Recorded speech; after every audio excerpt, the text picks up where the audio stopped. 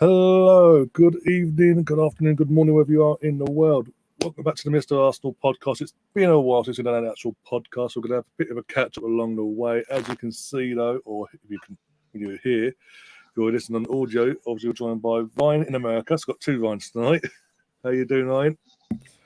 I'm good. I'm still buzzing from the game. I thought it would wear off a little bit and I would focus on Man U, but no. I'm still watching the videos, the compilations of Spurs fans crying. It's wonderful. I love it. I'm still watching match of day two over in the UK every night, every day. Well, nothing better than beating them lot down at their place. Finally put them in their place.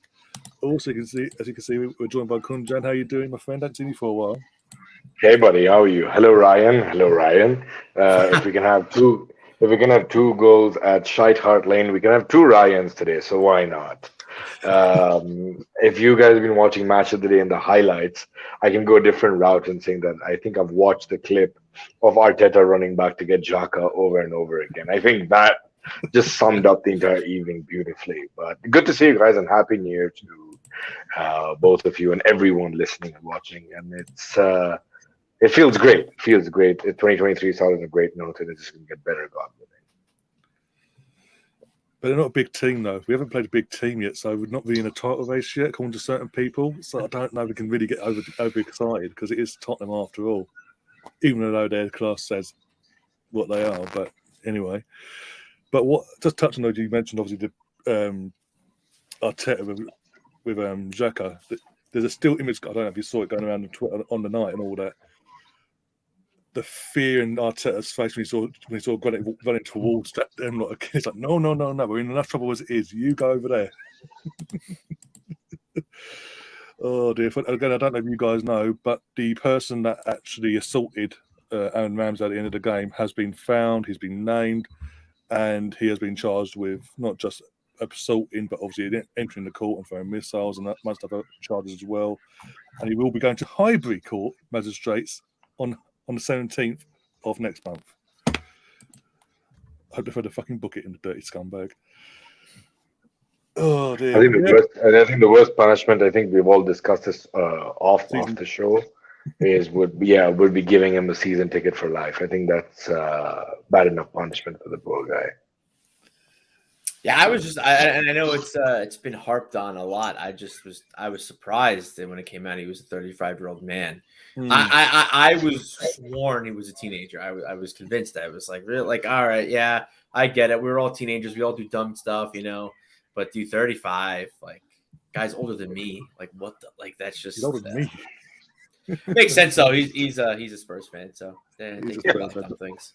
Again, before more images came out about the person, everyone had this clip going around. That it was I don't know if you guys are known, but the UK version of In Betweeners, Jay.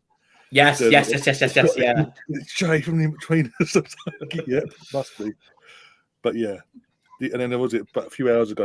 More videos came out from Tottenham's own footage, and basically, yeah, he looks like a scumbag. I mean, he's a Tottenham fan, but no, he had to look. He had that dirty. What I found just before we get into the game and all that, what I found bizarre was he's come out. He's made his way. He's kind of distant, by the way.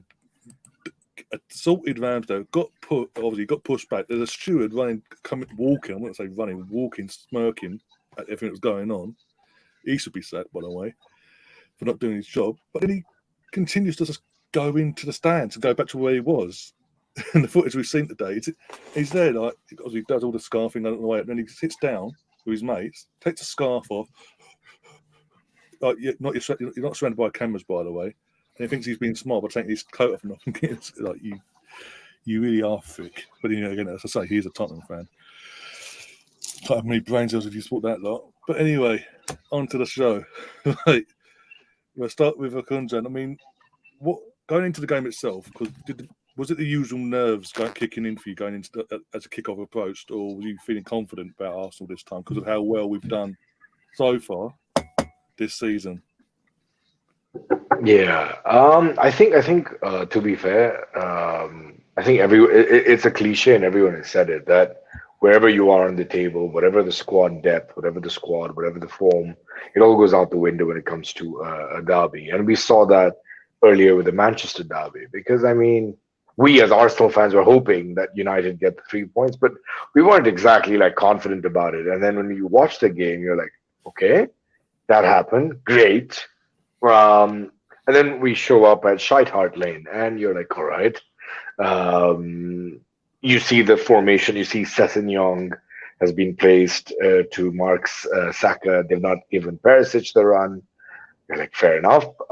We have Son, Kane, and Kulusevski in the starting lineup. We're like, okay, Kulusevski is going to cause a few problems. Let's see how this turns out. I wasn't nervous, but okay. So the last season, I remember it was in on Andrew Hinckley's podcast, which is from Dial Square to where I mentioned that there's going to be one result for sure when we play them, and that is we're not going to lose. Man, was I wrong. So coming back, we'll let you off. yeah, thank you. So now you're getting there, and sure we're confident, but you see what this is something people are not speaking much about, but sure we've had a great run where we're in the talk for the title, but everyone is talking about the slip up. Everyone, and these are the Gary Nevilles, these are the pundits, these are the Richard Keys who are like, it's gonna happen, it's gonna happen. They said this was gonna happen when we played Chelsea. They said this was gonna happen just before the World Cup. They said it's going to happen right after the World Cup. They said this would happen against Newcastle. They said this would happen against Tottenham. And because of that, maybe pessimism, you were like, are we going to slip up? And so I'll be very honest. I was expecting bare minimum a draw or a win. But to how we won, like I think someone said it on ESPN where they said it's a game of champions where the first half was give it to them, and the second half was defend just to give the defender something to do. It literally was as if it was Arsenal playing against some B League team in the League Cup just for the sake of it. Tottenham had no spark. Tottenham had no fire. Tottenham had nothing going on for them. To the point, I think just to make themselves relevant, they made that fan try to kick Ramsdale. Just to be relevant. They're like, now that puts us on the map. Because there was nothing on the pitch they did. Thus, they got some little idiot from the stadium to come and do some damage. He kicked an Arsenal player more than a Tottenham player did. Yeah. I wouldn't want it again when we was watching it. I was doing a watch along. We were watching the action back because again at the time we knew that something kicked off because the cameras weren't initially on the incident until afterwards. But when you watch back, fucking what was it? Parrot nose, Richarlison. Sorry, he sort of starts it all because obviously again like always, especially in North London derby. He's away from home. He's got the fans, got them not behind his back, giving him ear all second half as well.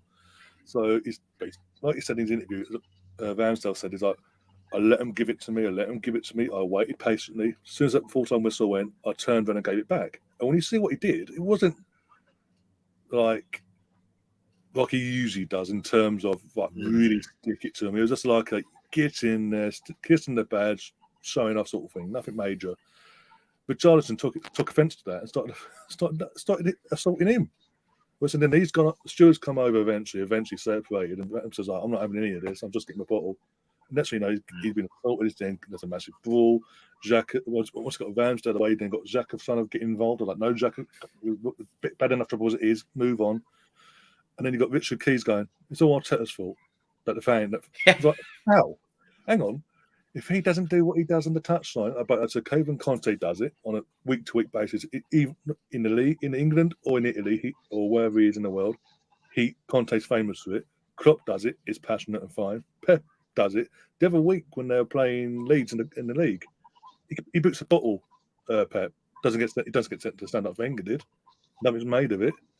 But if Arteta shows a bit of passion, get in your touchline, know your place.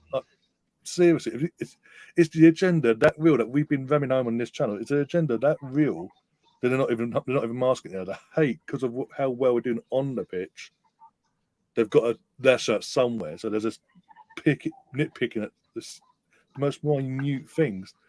And this is coming from a person who's got not got a great reputation, so I would say, in studio and outside of his studio in his personal life. He's got the front to have a go at someone for celebrating or being a bit passionate and telling his players how to do their job and keeping things under control. God forbid, there'll be a time. There'll be something even worse will kick off one day. It won't even involve Arsenal.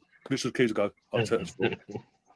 I personally love it because to me it just shows that everyone's afraid of us. Like people are starting to be like, no, like we gotta take them down a peg. We gotta cut them down just a little bit. So like the more, I mean the fines for breaching conduct that we did, when the players from the ref asking for the handball. Oh, I mean that I don't like too much because you're taking money from us, so I'm going to be upset about that. But the whole I don't even want to say his name. I don't want to even give him the publicity. But the guy that's just constant. Parasite. Let's just Parasite. Yeah, the parasite that's just on Arteta, on us. Like it's like you hate us because you ain't us. I love it. I love it because it's giving us more publicity and it just I don't know. It makes me feel like, oh wow, like we're actually putting some fear into some of these to the teams, and I think the pundits are kind of seeing that, and the pundits are kind of see us coming, and they kind of, again, like I said, like they just want to take us down a peg. Go at it. Yeah, I mean, as the season goes on, I'm just finding it more hilarious because what I'm liking is the players aren't taking, as I say, the manager and players aren't taking notice. They're just doing their thing. It's clearly pissing them off even more. And as you say, in terms of the rival fans and the clubs, they're having that fear again. And I love that. I love we've got that back. That they've got to find something to complain about because they absolutely fear the life of us on a match day. We put the fear into. I can't believe it's been so long since I can say my team's put on a match day can put the fear into anyone, even Man City, a so-called title rival, who by the way dropping points left, right, and centre, but they don't get picked on. But with Gary Neville, Gary Neville. We're just as we're on the topic. I'm convinced if we win the league by 10 clear points or more, he'll still say at the end of the match when confirmed champions, they won't win the league. I'm convinced. Because it must, as an ex-United player from that era of the Arsenal-United rivalry, the proper rivalry, by the way, not Liverpool-Man City, it must irk him that we've in the space of 3 years under Arteta, have gone from where we were to now out of nowhere contesting for a title, possibly winning the title. The way things are going, obviously it's still long. There's like 19 games to go, but him as a United player, even though his team was at the moment doing well, it must irk him, like he would really grind at him. But I love it. I absolutely love it when he says things like that. I was like, okay, we'll keep going under the radar. Don't worry about us. You worry about your own team. And it's just giving us more fuel. Like, and we saw in the All or Nothing documentary, Arteta uses that. And he shows to the players when he showed them the tweet from Ivan Toney after Brentford beat us 2-0. Like he's gonna use it, and it's gonna backfire on him. And I mean, I guess I'm excited because keep talking, and I agree to an extent too. Like we're just gonna go under the radar, that's fine. But it's also like, dude, you're just giving us fuel. You're just gonna make us scarier. You're gonna motivate us more, and it's like like keep talking. I love it. Keep going. Yeah, and just before Boom Kunjan back in, it's with me. I was watching the game we're watching the game, and I think Kunjan said it perfectly. Like the first half, complete dominance. We showed that we proved he was a boss. That killed the game off, won the game. Second half, stepped off a bit and allowed our defenders and goalkeeper to have a bit of work, so they weren't getting bored. Pure and simple. But as I'm watching all this, especially in the second half, I was like, I don't want to jinx it, but this team, how they've gone about this season since the adversity of the back end of last season, the pain that they had to go through the last couple of games when they threw it away like they did, and they did throw it, let's be honest, a bit. But they've took that and they've come back stronger. And watching this team is like watching the early 2000s team under Wenger, 2002, the early 2000s, that sort of era, where they just kept, no matter what, not only did the fans believe, but the players believed they would win. They were going to win. There's nothing going to stop them. Basically, I think this set of players with that pain of last year are slowly and gradually grabbing hold of that, getting it within themselves. And this is a young team. This is the youngest team in the league.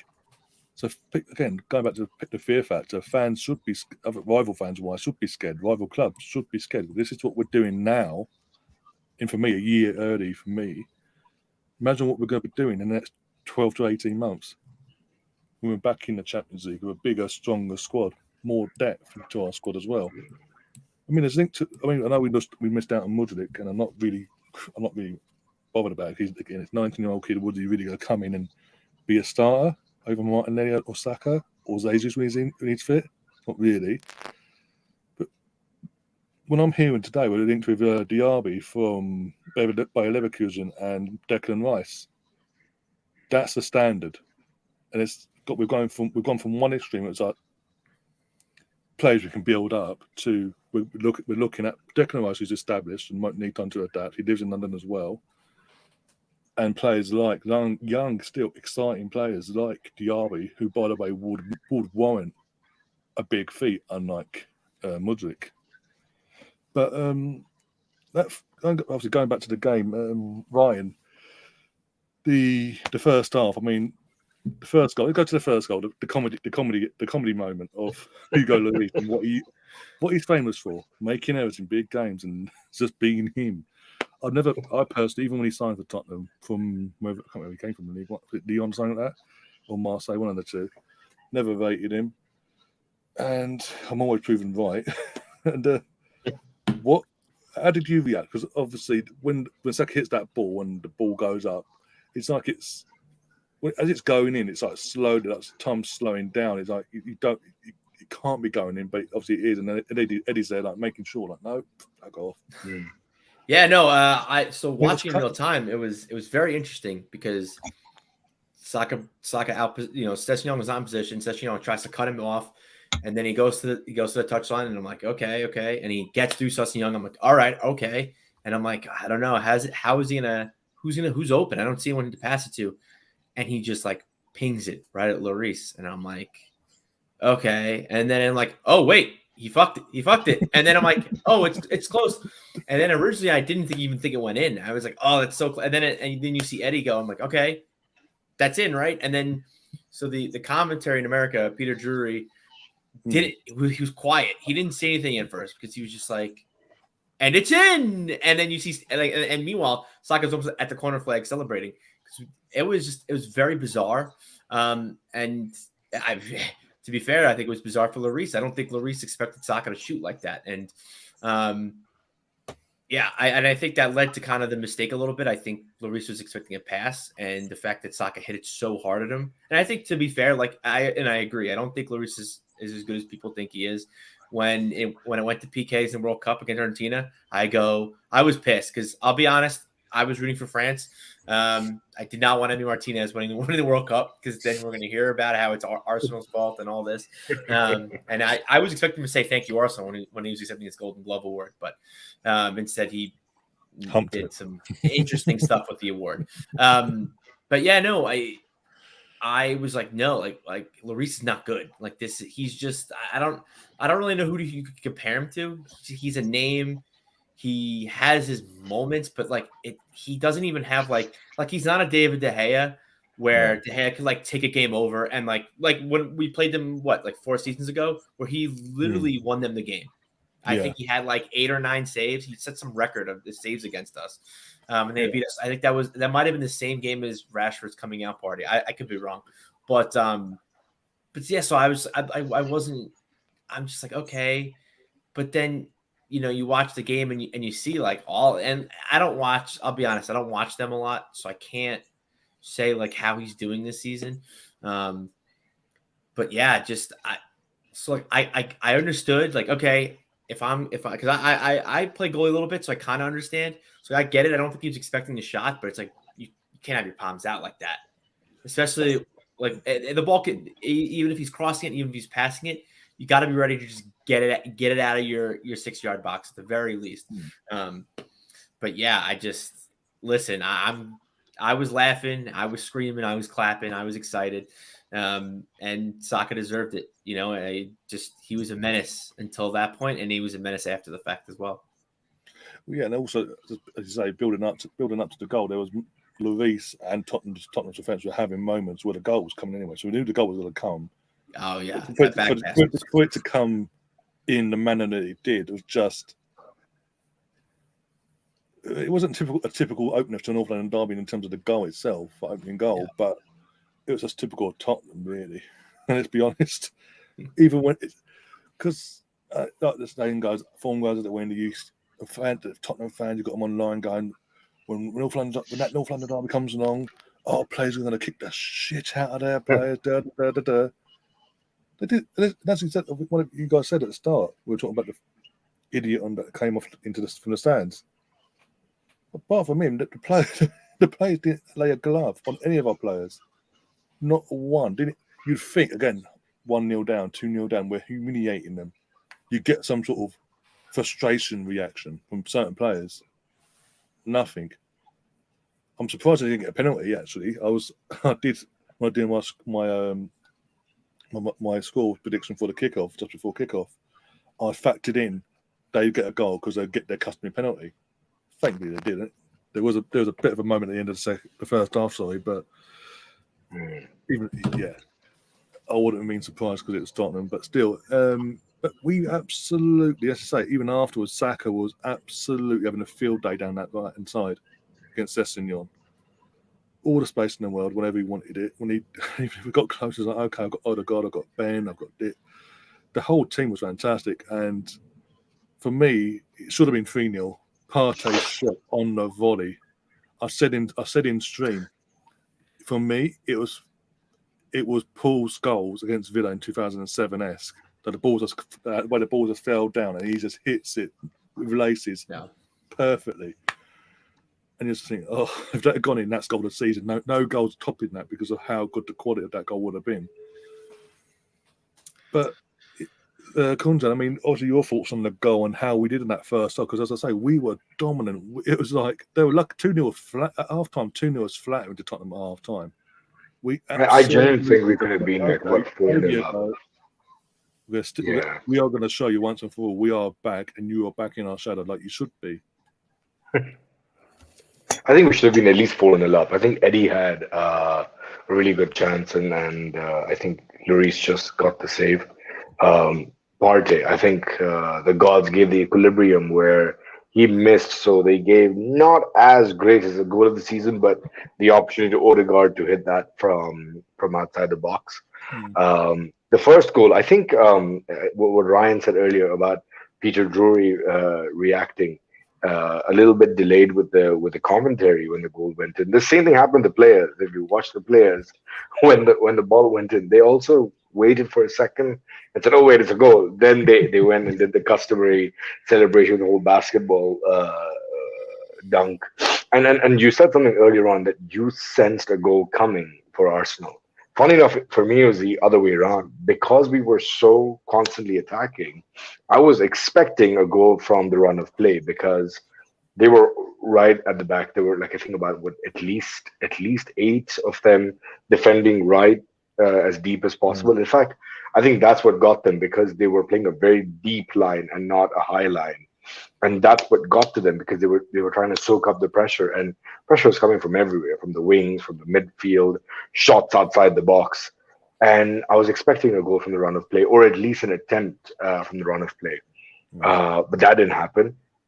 You mentioned something about the penalty at the end of the first half. Did you watch the replay? That should have been a booking for simulation because he actually went to the legs and then he looked around and he said, "Oh wait." And he fell down.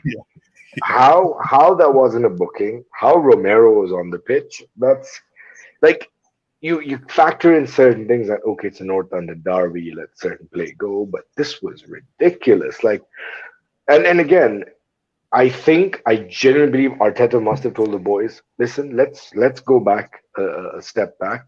Let the defense have some fun because we're good with the attack. We've literally rinsed them out.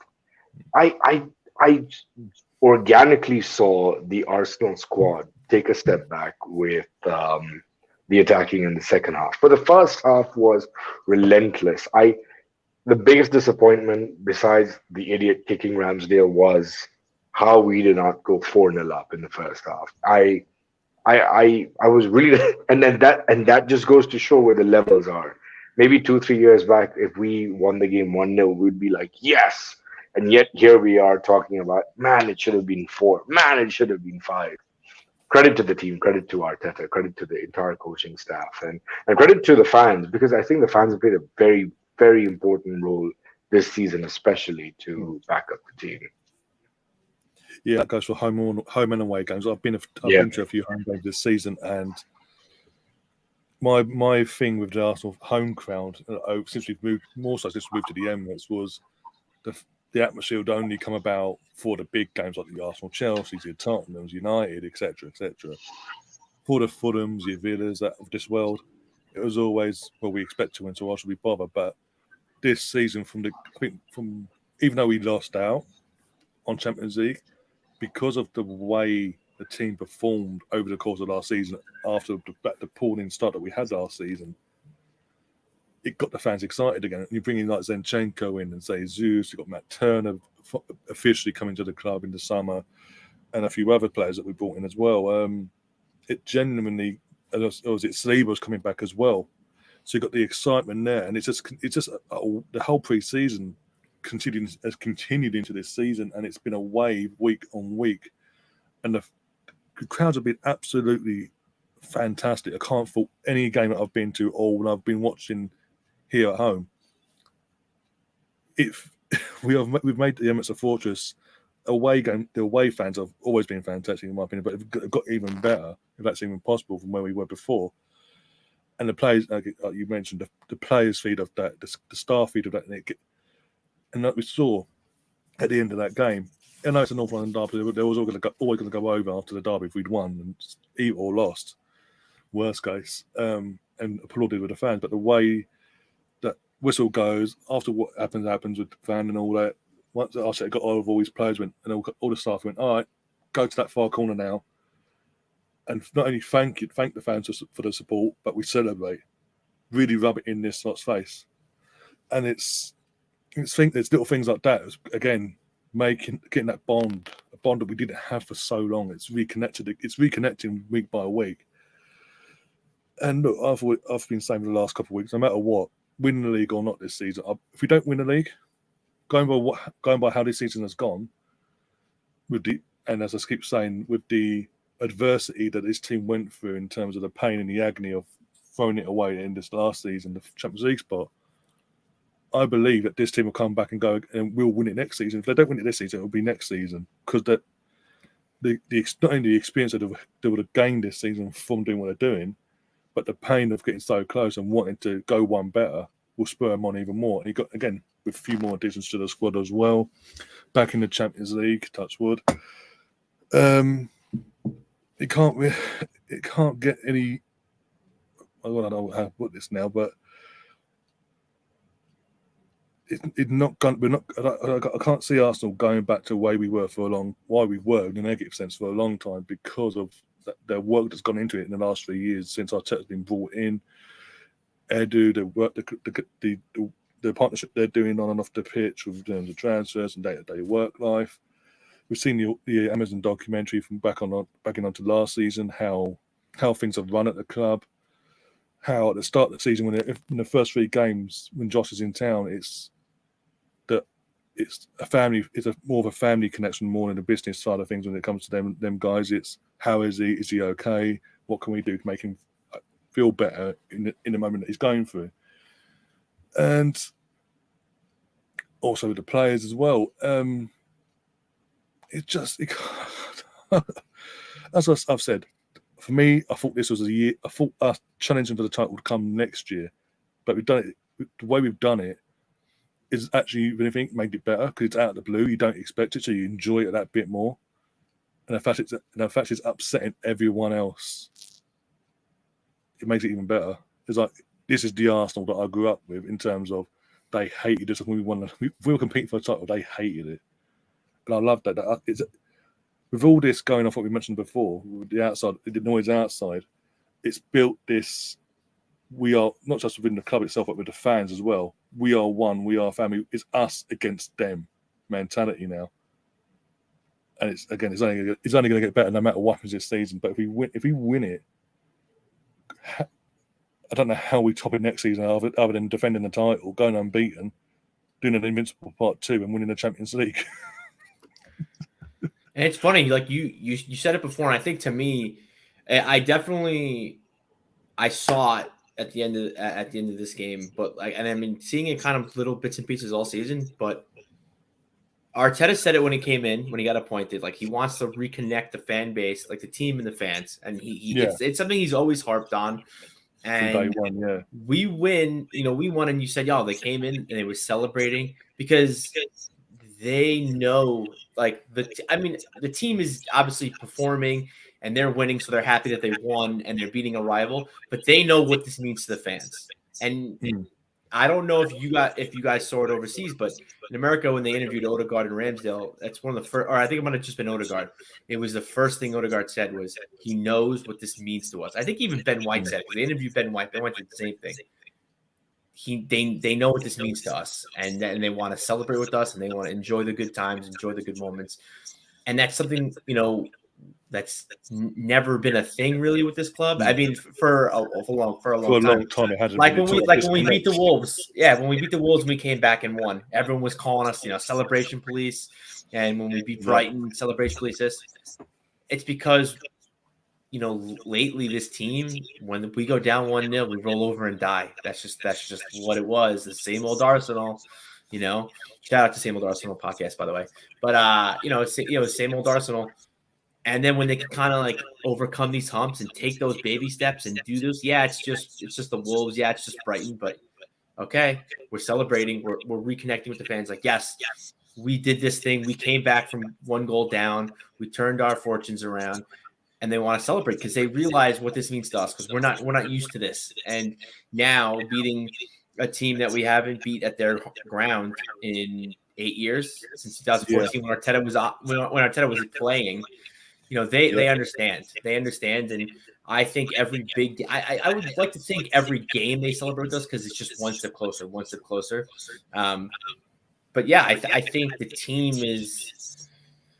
I want to almost say that the team is just 11. Yeah, there are 11 players, but or I guess however many players are on the roster. But it's just they're all fans. They're us. They're us on the pitch. They're celebrating with us on the pitch because they know exactly what we're feeling. And that's something that I really, as a sports fan, haven't really seen, because it's not in America. Teams don't really interact with the fans that much. Not like football. I mean, American football kind of, but nothing to this extent. So it's just awesome to watch.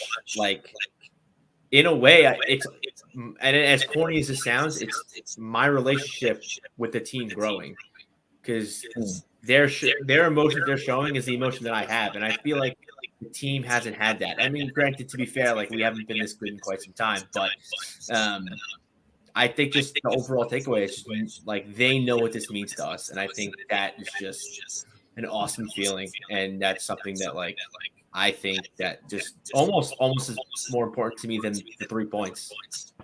Yeah, 100%. And going with Kunjan in there, has been patient for the last few minutes. What's your anything into that as well yourself?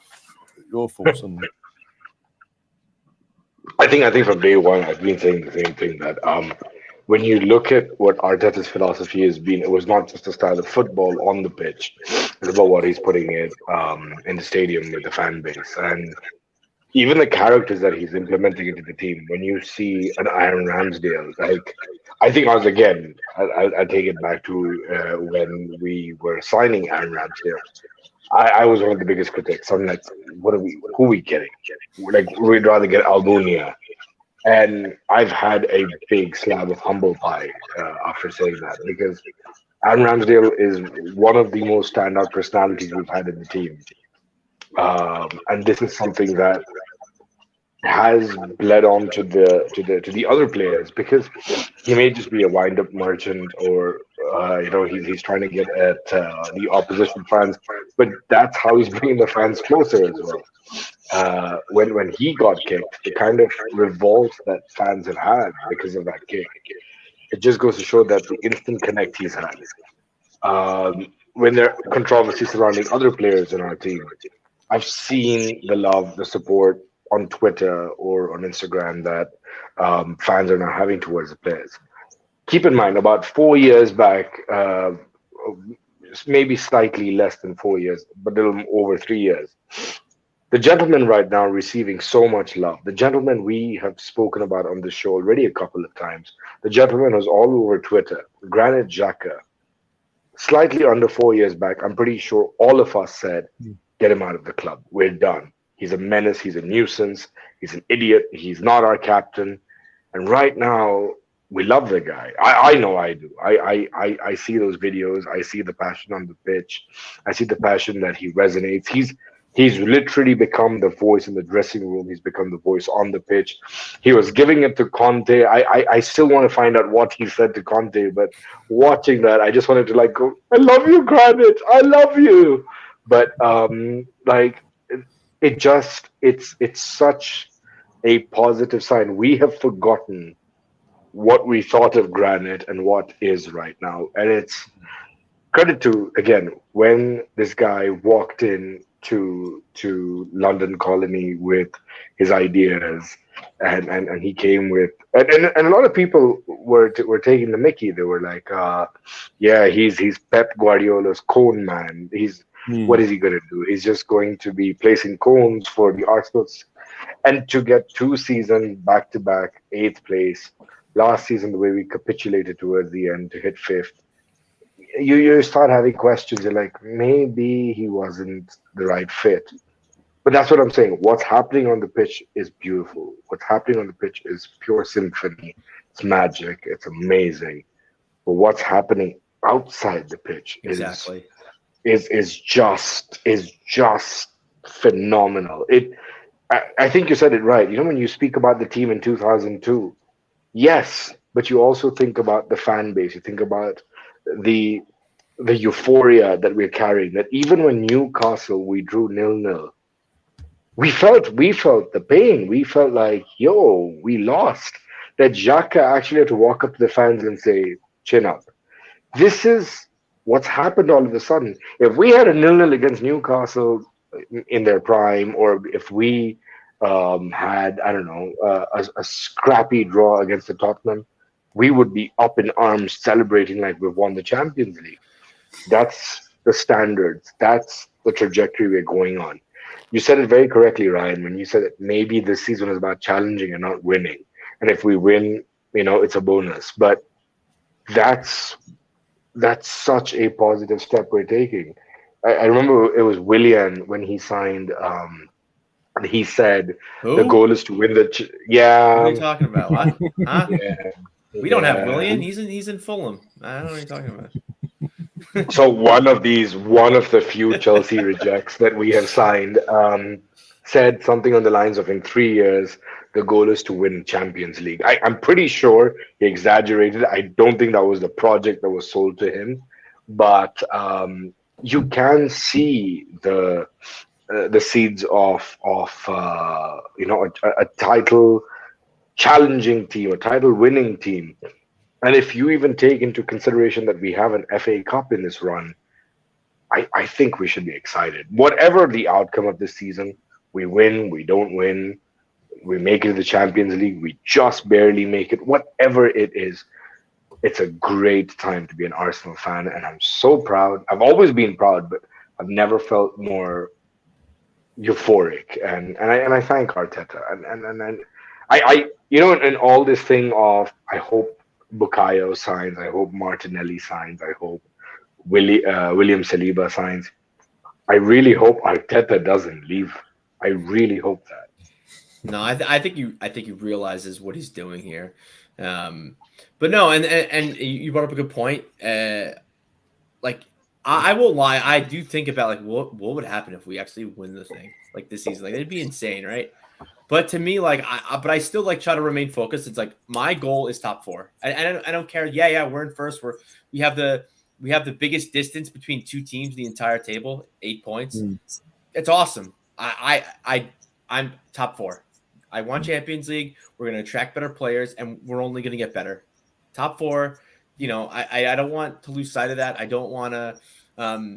But yeah, I mean, yeah, I'm thinking about where I'm going to put the trophy in my room. I do, but at the end of the day, I it's just top four success. Keep building. Because you know, when you support a sports team, you're not supporting. I mean, yes, you're supporting Ben White. Yes, you're supporting Saka. Yes, you're supporting Odegaard. But you know, and people would always bring this up in a negative way. It's like, oh, this isn't Arsenal FC. This isn't Ozil FC. And yeah, obviously it's right. It's Arsenal, and we're going to be constantly building. Some of these players on this pitch that I love to tears, they're not going to be. They might not be here in a couple seasons. And I think the biggest focus is just top four, Champions League. We're going to bring in some new players. We may lose some. Cedric looks like he's on his way to Fulham. I don't know. Someone want to tell Todd Bowley they put in 80 million for him. I mean, he plays right back for one of the best teams in the Premier League. Well, no, the best team in the Premier League. So I don't know. Someone might want to give Todd Bowley a shout to compete with Fulham for a signing. But yeah, it's just it's a journey that I think never ends. It's like yeah, we might win the Premier League and it's gonna be great. And you think like, oh, it's over. It's like no, we're still going. We're gonna have new players come in. We're going to have some players that we're not going to want to see leave that are going to leave. And it's just, I don't know. And it's funny because I as I say, journey, I think back to the All or Nothing when Arteta's like, what's more, he says to Lacazette, what's more important, the journey or the destination? And Lacazette's like, destination. Yeah, that's it. And, but no, I mean, it's just, it's cruel. But it can be glorious supporting a sports team, and it's just a journey that just never ends, because when you think it's over, it's like, nope, we got to repeat, we got to do it again. And with players constantly changing, and to an extent, I know we're not a club that does this too much, but sometimes with managers constantly changing, you know, your goals are always changing, and I just want to just take this. I'm still trying. I'm trying to like convince myself, like, just take it step by step. Man, you on Sunday. I want top four. I want to hear the Champions League music again, and have to watch games on Tuesdays and Wednesdays rather than Thursdays and Fridays. But yeah, I don't know. I love it. No, I don't. Exactly. I'm trying to do it like you. I'm trying to like, no, not. If it happens, it happens. If it doesn't, as I say, the main objective for start the season was get ourselves in top four. Top four, that's it. Champions League, anything else, bonus. Even now, I'm like, we've got Man United next, get them out of the way. Then we've got Man City in the cup. Then we've got a couple of easy games and Everton away. They're in turmoil. Nice easy win there. Brentford at home. We've got Brentford at home, and then we've got City on the 15th at home. One of our games in hand. Been rescheduled. I'm just saying, like, let us enjoy it, everyone. Game by game. If come whenever we're confirmed champions, fantastic. I'll be the most ignorant, pain in the ass person on this platform you're going to come across all summer if that's the case.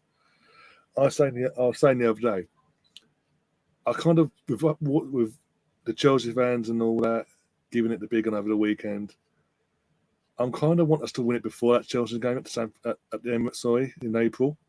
So they have to give us a guard of honour. So Mudryk has to then stand. Oh my dude, that picture. If that were to happen, it's obviously not since done it. That picture would just live in infamy. It would probably be in our trophy cabinet. Just seeing Mudryk giving us the guard of honor, he would look miserable. It's just, I mean, which when he signed, he looked miserable holding the Chelsea top. He looked miserable. Yeah, he did more twerking for us when we were linked with him than like just being happy when he actually got signed to a Premier League club. It's just, I don't know. That's interesting. I'll leave it at that.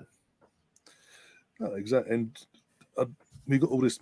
Just touching on that quickly, you got all this media going off, going in and saying well, Chelsea sold the project to Mudryk in terms of their long-term project. It's better than Arsenal's. I'm like, how?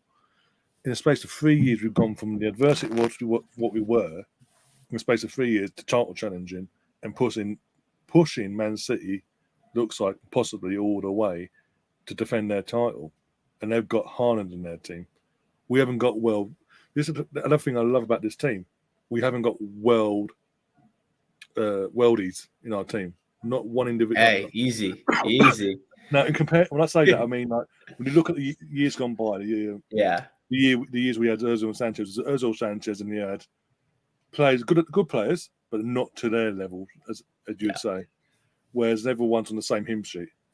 There's not individually like one standout. We're getting goals from midfield. Our captain's leading by example. People had their doubts. We got given the armband because he's not the most vocalist. But obviously, I was one of the fans that like, you know what? He's been given the armband for Norway for a reason, so he's clearly doing a job. He has to know how to be the captain for his country, so that's got to benefit us, and it has. And if anything, it's pushed him on to be that even better, and to lead by example even more. And again, just about going back to Sunday's game, when Gary Neville goes, Ramsdale's one man of the match, I'm like, really? I mean, he made some great saves. Don't get me wrong, but you could argue for any of the players, subs or the starters that started, any of them could be man of the match because they're that good. There's not this. And that's every game. It's not that. I must use that because it's most recent. But every game we sort of play we're all having this debate now. Of, actually, this should have been this guy should be man of the match. No, it should have been him. It should have been him. Whereas it was always a standout, and then it'd be like, okay, cool, we agree with it, we move on. Russ is saying we've got a veteran record against Goodison Park, but it's perfect time again. Brighton. We played Brighton a few weeks ago. I said it fell for us perfectly because there's no McAllister, there's suspension as well. Perfect for us. We went there, got the job done. Sunday, perfect for us because it's Tottenham. They're going back to where they were. Well back in the early 2009. Is that how crap they are? Perfect timing for us, and it proved to be. And it's just certain games are falling to us at the perfect time so far this season, and we're taking, unlike years gone by, we're taking advantage of that. Even last year, as I say, back end of last year, we know what happened. I'm not going to go over it and over it, but we thought they fell. We thought they fell perfect for us, but they ended up backfiring on us. They didn't take the advantage. Whereas now, they're taking the advantage. When a rival team slips up, we're taking advantage of it. In terms of Man City drop points, we're winning, and to the point where we're 8 points clear. And obviously, depending on tomorrow's game when Man City play them lot and then play Wolves on Saturday, depending on what happens there, if we win we could be 11 points clear. Depending on what happens with them two games prospectively, we've got to wait and see. But we've got a cushion though. We've got I just find it bizarre that we've brought these, again, Zinchenko, Jesus and all that in the summer, and we've gone on a whole new level. And it doesn't look like they're looking back, even with. And that's another thing that's thrown us about the media as well. When Jesus got injured at the World Cup, oh, that's it. They're going to fall apart now. They've only got Eddie. They're going to have to go in the window straight away and get another striker in because Eddie's not good enough. But he's got 4 goals in 5 games that he's played since the World Cup, Eddie. So he's not a Jesus type player, but he's stepping up to the plate. This was for more than anyone. It was. This moment has been huge, Eddie. He had to take the advantage. I think this was Eddie's best game. I think he was great. I mean, bar scoring a goal, obviously, that would have been amazing. But he was Jesus 2.0. He was everywhere. And there was, I think it was in the first half. He made a tackle all the way at our corner flag, and Ben White screamed, and I was like, Eddie's here. This is it. Eddie, he belongs here. And I've doubted him. I've wanted him, sold. I thought he could probably be Brighton's next striker. He'll do okay there, but he's not Arsenal level. Nope, I'm wrong. And like Kujan said, eating humble pie. There's a lot of pie that I need to be eating. Benajaka to Eddie and Kedia. I might have to go on The Biggest Loser. I have to eat so much pie, but Eddie is just stepping up And do I want to see a sign a striker in January? Kind of, only because if Eddie gets hurt, then we have to put somebody from the academy straight in. Which, I mean, people say Martin. That's fair. We could do Martinelli. I don't know. I really like Martinelli in the wing. In the firing line for the left wing, and yeah, I in my opinion, probably you would do ESR, but is ESR ready? I don't think so. I don't think he's match fit yet. As much as I love Eddie, and I think I legitimately think he's getting better and better every game. You just, especially, we're 8 points clear. You need that backup. You need that plan B, and that's obviously something that's constantly talked about. I know we've been waxing lyrical about how amazing we are and how we're going to win the Champions League next season and win the Premier League this season, but we need depth, and I think that's an issue, and I think that's why I'm so honed in, focused on top four, because it's we get Champions League, that's going to open up so many doors, and I think that depth is such an issue for us, and I think that we have players that can come on, but there's really, and I think so let's put it this way, I don't know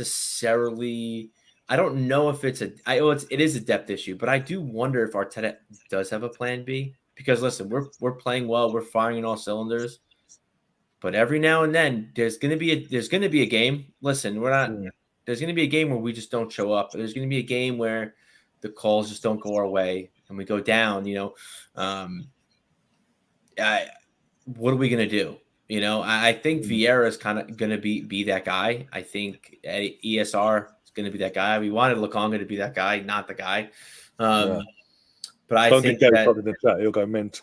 Yeah, I think depth is a thing, and I think we need everybody's. And I don't want our starting 11 to be complacent. I think every spot is up for grabs. Everything needs to be a competition, every single position. And again, for me, even before the window opened, even though we were heavily linked with that Ukrainian kid Mudzik, for me, my main focus was on getting the backup to party in, because we saw what for me that was that and Chelsea team, but mainly him losing him when we did in that midfield. We've seen it this season when he takes a bit of a respite on match days. The difference in quality we have in that midfield is outstanding. In terms of when he plays, it's outstanding. When he isn't, it's outstanding in a bad way, because the levels are so far apart from his backup to where and obviously what he is. And obviously Lukonga's not stepped up. El Nenny's been injured a bit this season, even though he's been okay. He's a squad player. He's okay. Which, by the way, I think I tweeted this. I don't know if you guys saw it on Twitter. Shout out to El Nenny. Kind of, because he didn't play. He wasn't even. I don't know if you guys noticed, he wasn't even in the team.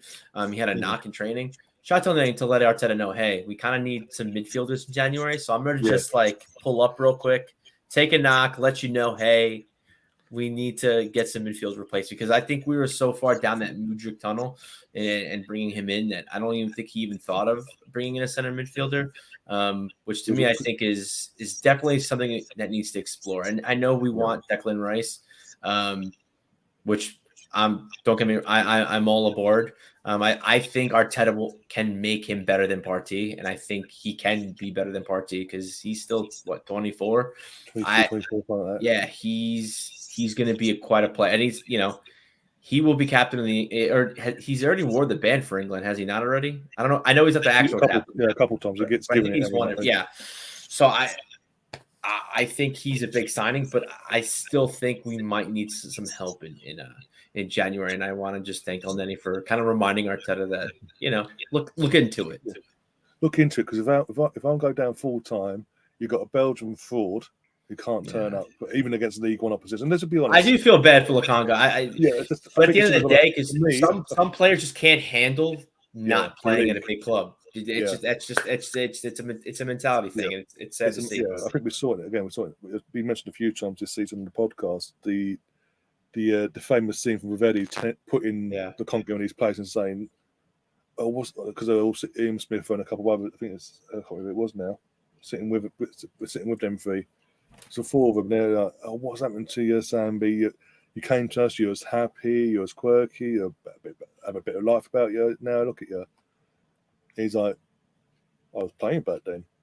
And Eddie's reaction straight away, like, are you serious? Are you Yeah, like at that point, he was one. Mr. Bench. He never played for us. Yeah. He's like, you're acting like you're the only person who doesn't get to start. Look at me, I've been here years, and you've got to grind. It's a big club. And I think that's, again, as you say, about mentality-wise, where he came from Anderlecht. He was a captain of Anderlecht, under Vincent Company, guaranteed starter. He probably thought coming in at the time when he came, even though we had Partey, there was doubts around Xhaka, because obviously there was twerking for Roma and all that. He probably thought, "Oh, that's perfect. I'm coming to Premier League, coming to a big club like Arsenal. I'm going to be a starter alongside Partey or whatever, or the protege to Partey." And then glimpses, we saw in glimpses what he's capable of. But for me, I think him being thrown under the bus back in January last year, when we got rid of Ainsley to Roma, and we had Xhaka out injured, coming back from an injury. Partey gone out to AFCON, so it was just him. And then they were trying to supplement that with Odegaard and whoever, basically, they could find. And him being, I think that completely screwed him. And since then, confidence-wise, he's not been the same. And when we played Oxford the other night, going into the game, I was like, this for me, because I was still trying to back him up to that point. Like, tonight he'll show his class above even a League One team. He'll show the promise. And if anything, he was arguably the worst player on the pitch. And I'm like, maybe a loan. He needs a loan. On if we don't send him in the summer, which I don't think we will, depending on what our recruitment side of things is going to be incoming wise, I'd loan him, but not abroad. I'd loan him, keep him either send him to the championship team. I think we loan him in January. I think we like I said with the Alnetti thing. I think we sign someone now and we loan him out. I think that's if we sign someone now. Then games. If we sign someone in this window, then send him out now. And I will send. You know who I'll send him to? Championship, Burnley. The manager knows him. He knows the manager. Got a good relationship. Playing good football under Company, so he knows the tactics and all that.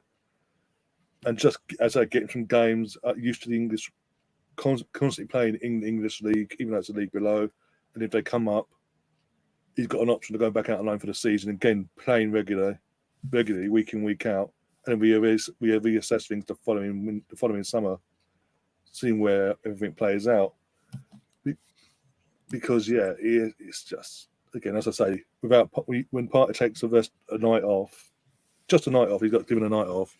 You see the gulf in quality for what he is and what we've got. With all due respect to Oneni and in Sam being my main priority this window was for us to go and get someone to be the protege to a Partey that could come in and, when called upon, would give us this, not exactly the same, but similar levels, if that makes sense, compared to what we've got currently now.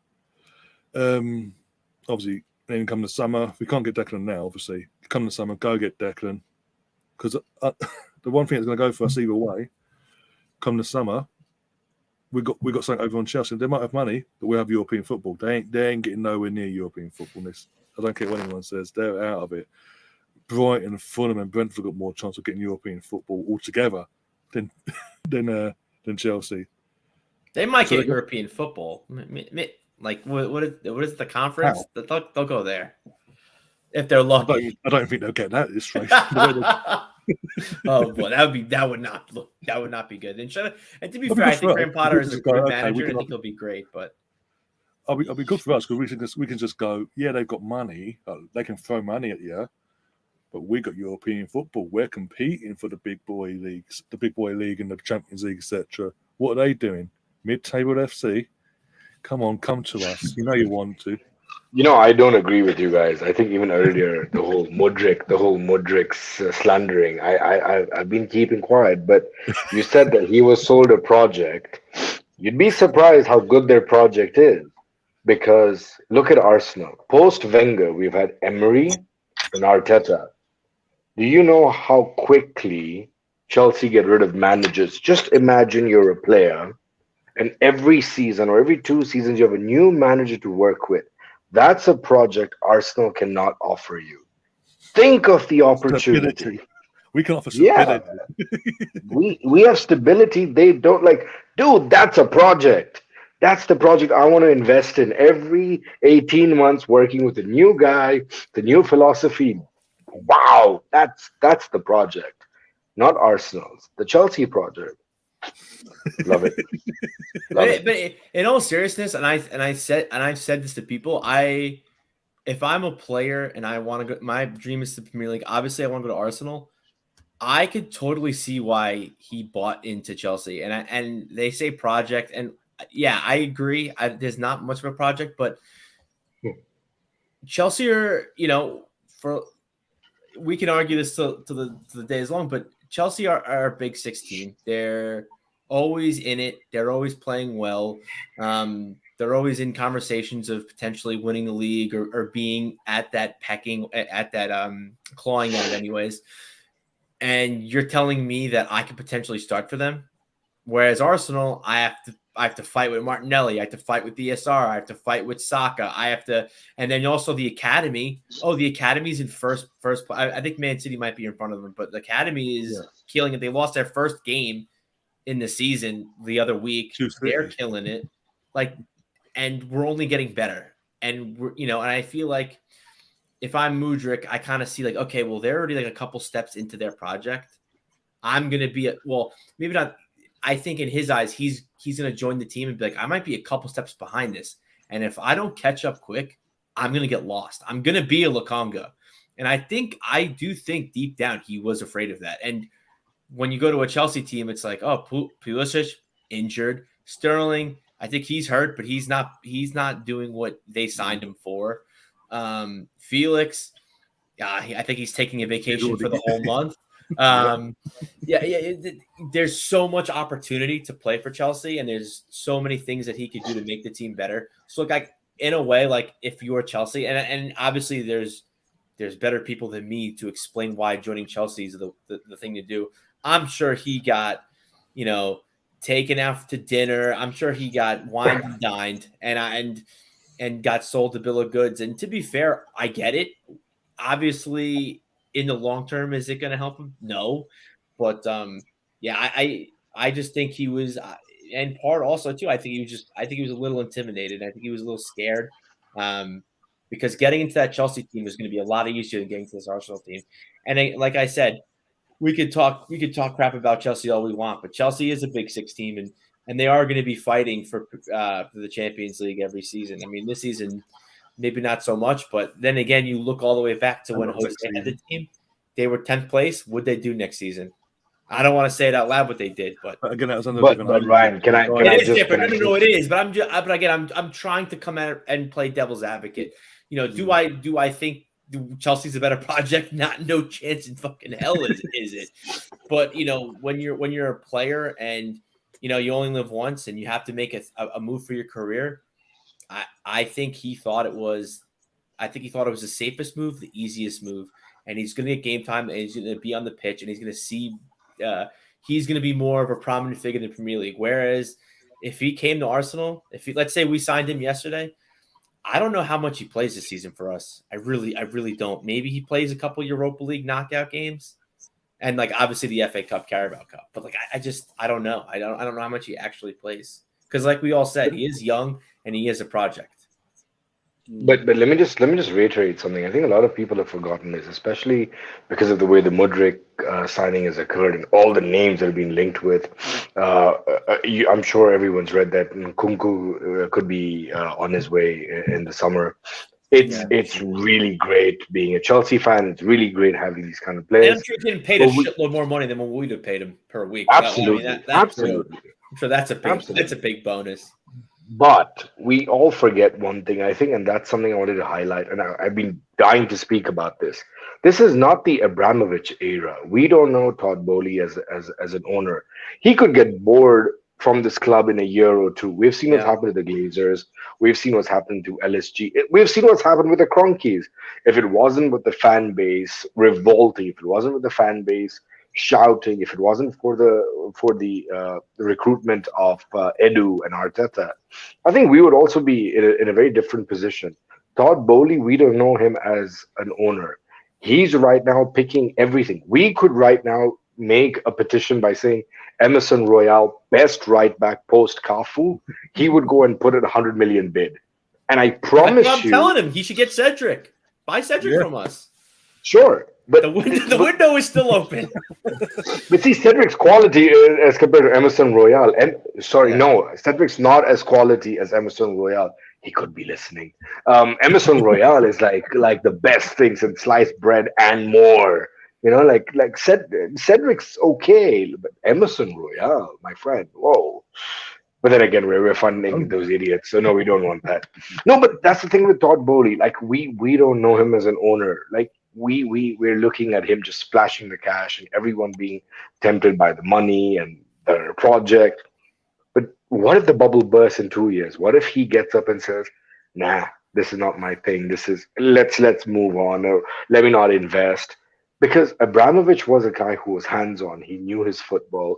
He was connected with his Russian clubs. He was connected with a lot of the agents. He was connected with a lot of the players. Like I'm sure everyone remembers this, where he shoved down Shevchenko to Mourinho. He's like, he's a fellow Russian. He's a fellow, well, not Russian, but he's a fellow European friend of mine, and I want him to be part of the club. And he forced Shevchenko down Mourinho's throat, and we all know how that worked out. But this is what I'm trying to say. Abramovich was that ruthless guy. Todd Bowley got in charge, and his first major decision was to sack Thomas Tuchel, which I think was the stupidest move someone could have made. You bought Aubameyang for this man, and you sack him the next week. Like, buddy, do you have But for any Graham Potter, strategies? though, I think for Graham Potter, I would sock him to. But yes, the Aubameyang thing does muddy the water a little bit. And at that point, you're like, oh, you bought Aubameyang, like you might as well keep Tuchel around. I agree. I think that was a lot. The thing, so I do know a little bit about Todd Bowley. So he owns an American sports team called the Los Angeles Dodgers, baseball team, and he's doing exactly what he does for Dodgers, where he just throws money and he goes, "Oh yeah, I want you. Okay, yeah, cool, come here." He just throws money and he doesn't really kind of know what he's doing. And I don't know if you guys saw the other week, he actually stepped down as what was it? He stepped down as a sporting director. He was kind of giving someone. So I think he bought the team and he was like, "Ooh, cool, new toy car," and he's like playing with it, pressing all the buttons, rolling the window up and down, blasting the music, AC, heat, and then he's like, "Okay, well, this is a cool car. I'm going to put it in my garage," and then he's going to step down and eventually, I agree. I think eventually he's like, "All right, well, I'm done with this toy." And Chelsea will just have a team of just Aubameyang, João Felix. They'll probably buy Messi when he's 50 and he's got like one leg. I don't know. But I don't know. I get what he's doing. I just think he needs to bring in and it's I guess the same thing with us back in the day. Like we just need to bring in the right people to figure out what we want. But I'm just, I'm not worried about them. But again, like I think they could attract some signings just by like Bowley being like, "Hey, Arsenal going to pay you $80,000 a week. How about $8 million a week? How does that sound?" I think for Chelsea, that's like I just think, and again, like to an extent, I feel like with rich people, like they just see money as like numbers on a piece of paper. So I could totally see him just being like, "All right, well, we'll just give you 100 times more what Arsenal are willing to give you. And because we really want you, and we want to look really cool in front of the Premier League, and we want to just show Arsenal that we mean business." But then you look and you're like, "Oh, okay, you can't do that with every single player." And I think it's going to catch up to them. And we're moving smarter. And and it's a thing that I'm sure everybody watching, listening, and I'm sure you guys see on Twitter. We wanted to sign Raya, we signed Ramsdale. Look how that benefited. We wanted to sign Lisandro Martinez. We signed Zinchenko. We wanted to sign. I could probably keep going with that, but I mean, you get my point. Is like, yeah, we didn't want to overbuy, and then we found the best option, and I think we're doing pretty well so far. So I'm gonna ride that luck and take that to the bank. No, exactly. And there's a few comments from Chris Moss in the chat about Topo. We'll get onto in a second. But there's a comment here on the screen here from Steve the Arsenal Mystic. Says he wants to give a massive shout out to Gabriel. Megales, he has upped his game this season. It has been instrumental keeping clean sheets. Yeah, there's a bit of a start of the season. Because obviously Saliba just comes to, like you said, about shiny new toys. Everyone has excited about Saliba. So anything that Gabriel wasn't doing of the same ilk, he was being pointed out for. If you go away a penalty, or what you're doing, go away a goal, what you're doing. Even though he scored later on in that game, once a game, but he hasn't let it affect him. And again, having what we referred to earlier, it's us against them. We're family, and this, that, and the other. Game by game, he's got better and better. And the partnership between him and Saliba, you wouldn't think they've only just started playing together as a partnership. The way, and obviously, another shout out to Ben White, who all season last year centre back. Arteta says now back at just before Christmas, Ben White was always going to be his first choice right back. But at the time, didn't have the quality, so they brought in Tomiyasu, put Tomiyasu at right back, him at left centre back, and went with it. But now they've got more quality. He can play who he wants to play, and they're up in positions he wanted to play him in the first place. That means Tomiyasu's gone from first choice right back to now the competition to Ben White. We've got Tierney, who was our first choice left back since he walked through the door, is now competition to Zinchenko. And we talked about Partey before. I mean, Zinchenko, when Zinchenko plays, when Tierney plays, you see the difference in terms of what Arteta's asking from the player. You see Zinchenko will give it and more, and his leadership qualities as well, because of what he's inherited from Man City. And again, Tierney's still a great defender, don't get me wrong, he's still a great left back, but I think Zinchenko's just that bit more experienced, that bit more all-rounded, because of obviously he's adapted, because he came into the left wing to the Premier League. He can play there, he can now play left back. He's now been adapted for his country playing centre mid. So he can play multiple positions, which for the formation and the style that Arteta wants to play, that's perfect for him, because he go off the ball, you can push up, off on the ball, push back or whatever, and just do what and he does it seamlessly. But obviously, as I say, there was comments about Mr. Bodie, as you're mentioning it, and Bodie Ball is playing a game, going to have enough assets to buy an NFL team using Chelsea, so he needs to keep them relevant and in the Champions League and sell jerseys. Well, they ain't going to be in Champions League next season. That's all I'm saying on that one. Also goes to say, so that's why the desperation, also why he wanted CR7 in the summer and fired Tuchel for not wanting Ronaldo. I forgot about that. They wanted Ronaldo. Yeah. I think every club forgot about wanting Ronaldo, so don't worry about it. Yeah. That was just bizarre. And let's not forget the Tuchel came out and said that there's only first when back in pre-season, before their first pre-season game, it's like they're sitting down in the States and all that. And Todd Bowley's pitching formations, which involves 12 or 11 outfield players and the goalkeeper. Yeah. And he thought it was a joke initially. You think, oh shit, what am I doing? Then Ronaldo came along, and then all the fallout from that. And then obviously the start of the season wasn't all that. But then you bring Aubameyang in, you buy Aubameyang for him, and then sack him a week later. It was just bizarre to the point now. I called it at the time. But when it comes to Aubameyang, I called it. I said, Chelsea, you can all laugh. You can all have a little laugh at us at the moment. You all think he's going to come and be your saviour, be your striker, and score your goals left, right, and centre. For the last year and a half, he hadn't done it for us. So what did you think he's going to come out to London and go, "Hi guys, back to my old day form"? He doesn't even start for them. No, he doesn't even start. It's crazy. He is worse than what he was under Arteta. Yeah, he came on. He came on the other week. I think, and then got subbed off in the second half. To me, I don't think I would. And I'm not. Listen, I don't claim to be. I'm not a professional footballer. I don't claim to be one. But I think one of the biggest. I can't think of a bigger slap in the face than getting subbed on just to get subbed off. That's just. I don't know. Too much. Oh dear, no. And then what was it? The next game was the FA Cup game. He got dropped completely. Yeah, but I'm loving it because I called it, and I'm just like, yeah, fantastic. And it's for me again from a certain age, I'm a certain generation of Arsenal fan. I remember Chelsea before Roman came along, and the summer window was just like watching Chelsea buy players in years ago, in terms of buying these players, like bringing Aubameyang, Koulibaly, Sterling, these players that have done it elsewhere, but are over the hill now. They're coming to the end of their time. They're past their peak. And I was just like, yeah, keep going. Because it was, and it's gone into the season where they're now mid-table again. It's like, again, how they were before Roman came along. So I'm just like, yes, fantastic. Don't make it continue. And then they brought out Felix on loan, broke the bank for him, and now it's cost them money for three and a half games. I'm just like, yes. But it's like, yeah, it couldn't happen to a nicer club and a nice set of fans. And I said it on Twitter at the time after the lost to Fulham. There's videos going about, we want our Chelsea back. You got your Chelsea back, but it's Chelsea from pre-Roman.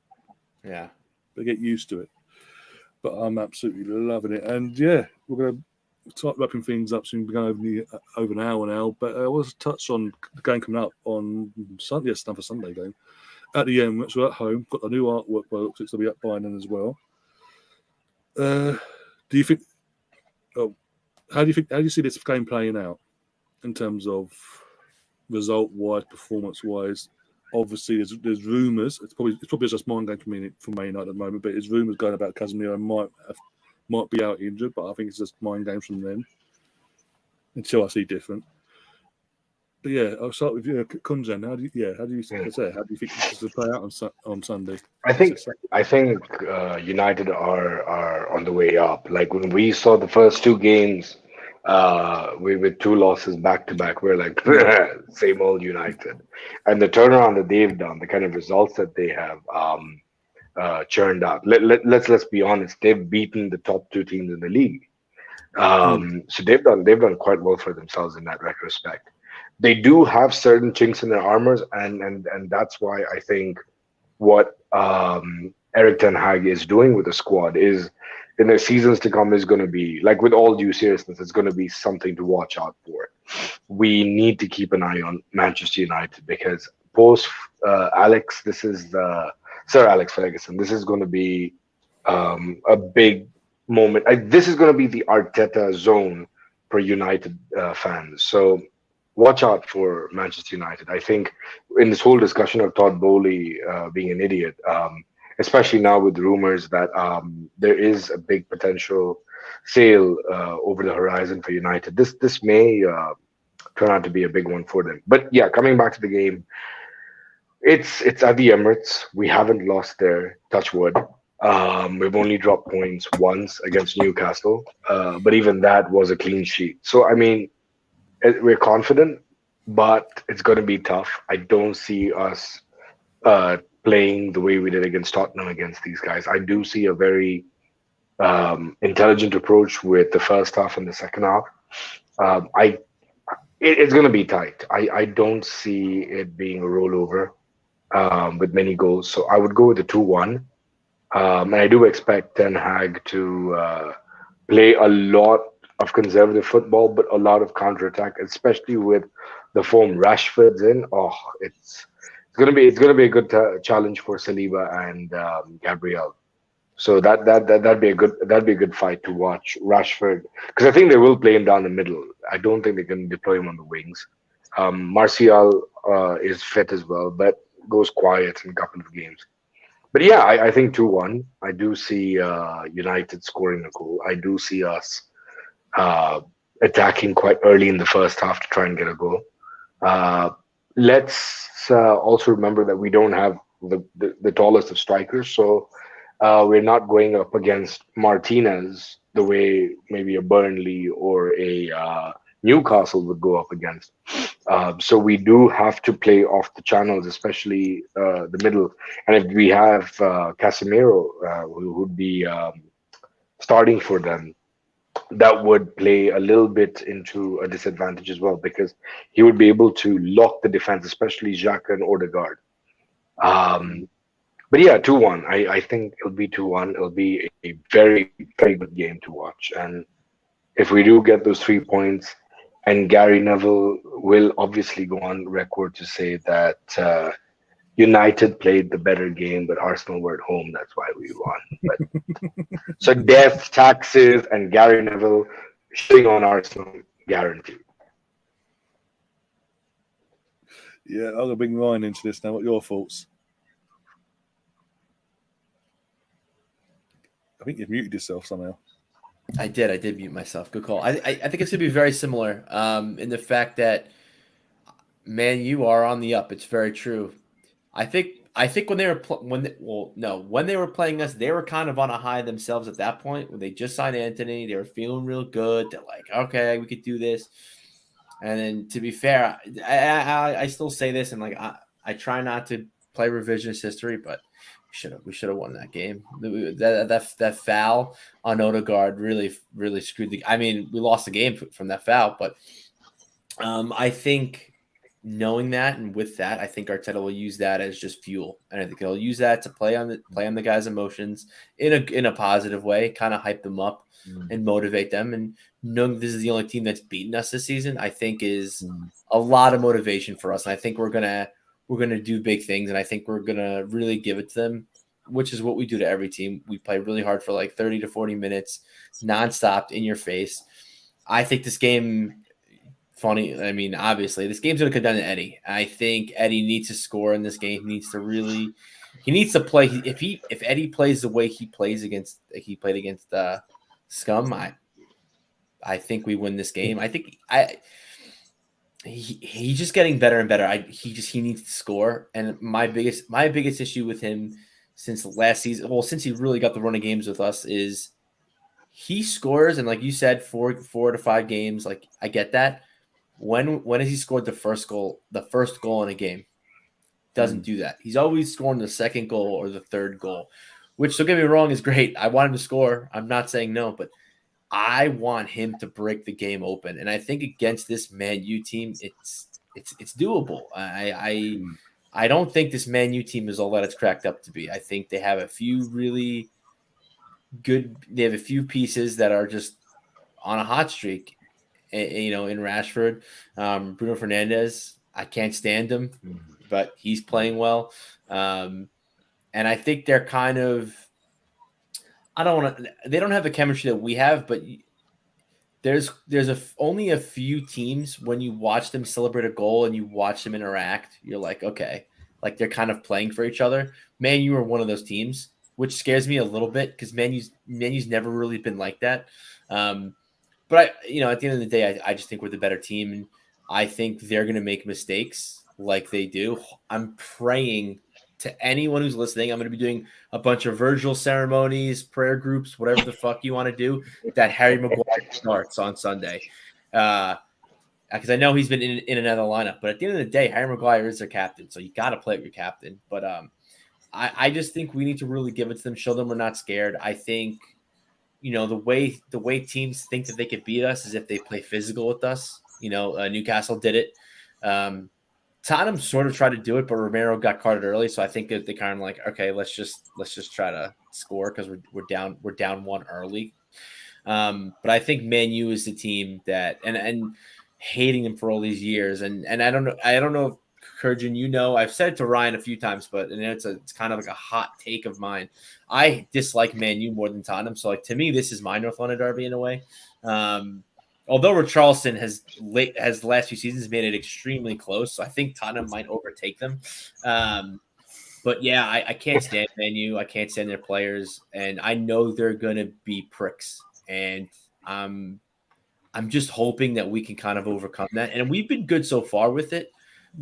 Newcastle was kind of an issue, and I think the ref kind of enabled it against Newcastle. So hopefully, I think our ref's Anthony Taylor.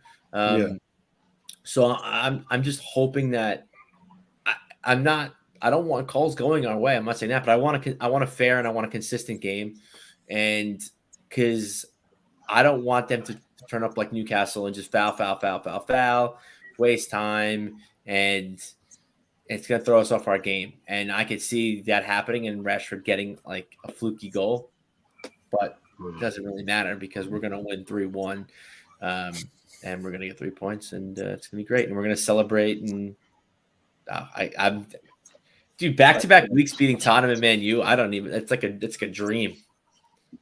Fantastic. Mate, yeah, it'll be this is it. As I say, going into the month, I'd say going into this month, league-wise, take 7 points out of 9. I'll take it. We've got the 4. If we do get the 7, and we have an 8-point cushion as well to add to that. The fact we start the month 5 points, we extend it by 3 more or more. That is fantastic for this team. Again, still early in their development. Still, for me, still a year too early, but we're going to ride it for what it is. And then we've got to go and do a City at the FA Cup, because that's set up perfectly for whoever wins that goes on to win the FA Cup personally, because Tottenham are going to be knocked out at some point. Chelsea are already out. Liverpool will be out at some point. And United won't be good enough. I don't think they might get to the final, but they'll lose against whoever they go against in terms of Arsenal or City. I think if it gets to the final, in between us, yeah. But yeah, I mean, I don't know what to really say. I personally think in terms of Sunday, again, being it's at home, the fact that as you've mentioned, they're the only team to have beaten us this season in the league so far, and how they behaved and how they reacted afterwards, and this, that, and the other. As we all know, Arteta used that to spur the players on, even the ones that hadn't just come in at the time. He'll use that to spur them on, get them hyped, and being a home crowd of what it is, it's going to be a raucous atmosphere, and I think it's going to be. I think it'll be 3-1, because I think United are going to be a tougher test. With or without Casemiro, I think there'll be a tougher test. I think than what we had with Tottenham, but I think we'll just have enough. I think the home advantage will be key here. The crowd, and all we've got. I think the main thing is if we can stop the supply to Rashford, that's half the battle won. The other half is getting the ball up the other end and taking our chances. So as long as we do that, we'll be laughing come full time. And then again, Neville will be crying, but still slaking us off. But hey, it is what it is. I think that comes. I think it's about 2-1 Arsenal. It's going to be one of them games, but I think we'll just nick it in the end. I think Eddie will score either the first or the second. I don't know which, but I think he does score in this game because of what he's all about. I think this is sort of perfect for him in terms of how that defense is and all that. But yeah, we're going to go now. We're going to go enjoy the rest of our week and enjoy seeing salty Tottenham fans cry. Gary Neville probably slag us off at some point. Martin Tyler bloody having a go at us, even though it wasn't our fault for everything kicking off. Richard Keys being Richard Keys. And hopefully Tottenham, I can't believe I'm saying this, do something tomorrow, turn up tomorrow and absolutely frustrate the life out of Pep. Because the more they suffer, the better on both sides. But apart from that, I was going to say thanks to everyone in the chat that's popped along and took part in the chat, and obviously mainly Ryan and Kunjan for obviously coming along and taking part in the podcast. In terms of the rest of the week, I don't know what I'm going to be planning, so bear with me on that. Obviously, match of the day stream will be on Saturday. Main event of the Arsenal men's team on Sunday. I think the women play on Sunday as well. So yeah, we'll cover all that over the weekend. Other than that, enjoy the rest of your evening, morning, afternoon, wherever you are in the world. And as always, up the Arsenal. Come on, you guys.